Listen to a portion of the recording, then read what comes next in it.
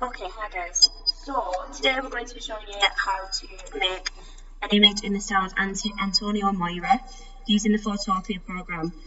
So I've opened my Photopia program and I'm just going to start with a new project. I'm going to go to Print, A4 and Create. And that's how I start off my project. I'm then going to go over to the right hand side of my page and click on the padlock. This unlocks our layer and we are allowed to edit it then. So now what I need to do is add in my subject, so my person that I'm wanting to be in my image. Because if we look at Antonio Mora's, there's a person in all of his image, so I'm going to put that in now. Go to File, Open and Place, and I'm just going to select the woman that I usually use, just because it's easier for the purpose of this video. And I'm going to make her as big as the clipboard. So obviously to do this we need to keep hold of the shift key and pull from the corners, that way that the proportions are easy. Once I've done this, I'm going to go to my layer and rasterize it. That enables us to edit the image. So making sure our layer is selected, we're going to right click it and click rasterize. So once that's done, it is then able to edit. So what we're going to do is we need to get rid of all the background layers, all the background, so just keeping the woman on the picture. So on the left hand side of the tool panel we need to select the quick selection tool, and we're going to make sure that we select just the lady in the image. So now that everything has been selected and we just have the outside that hasn't been selected, that's what we need it to be like. So now we're just going to go to select and inverse and delete. So we're left just with the woman. Select, deselect, and that gets rid of our running ants. So that's our lady.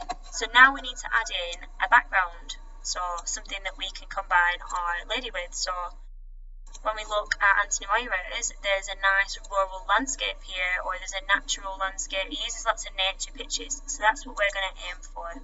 So if I go to File, Open and Place, and select my rural landscape, and I'm just going to drag it and make it as big as the clipboard again. So if I just click off that, I can see that that fits perfect. So now what we need to do is create a clipping mask on top of our landscape image. So the reason how we do this is making sure that our landscape image has been selected, right click and rasterize so that you can edit your image. And then right at the bottom of our layers panel, we can see there's a button here that says add raster mask. So that's the button we need to click. You'll then see that your layer changes and adds a white sheet to the layer. Make sure that your running ants are around the white piece of paper and not on your background. So make sure they're clicked on that. Then what we're going to do on the left hand side of the page is look for the gradient tool. So if we hover over, we're looking for this tool here. So click this tool.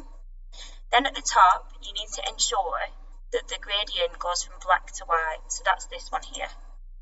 So once we're happy with our selection, we can then start to play around with the gradient. Now how we do this is we literally click and drag. Now the longer you drag, the softer the gradient. So if you watch, it's a soft gradient. If I drag short, the gradient is quite harsh.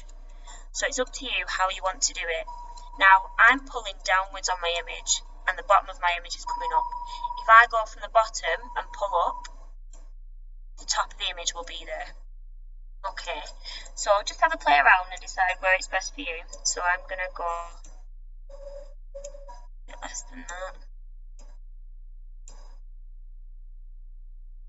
Going to go about there because I like the way that the mountains line up with the nose of the lady. Okay, once I'm happy with that, I'm going to click on the actual picture. So make sure that not the gradient selected, the actual images. Then we're going to go to Image, Adjustments, Black and White. Because we want our image to be black and white. So once I've done that, OK it. And we're going to do the same with the woman underneath. So select the bottom layer, make sure it's rasterized. And again, Image, Adjustments, Black and White. So our entire image now is black and white. So what we can do to save time, we can flatten our image or we can merge layers together. That way we can edit it all at once. So making sure your top layer is selected, you're going to right click and you're going to click merge down.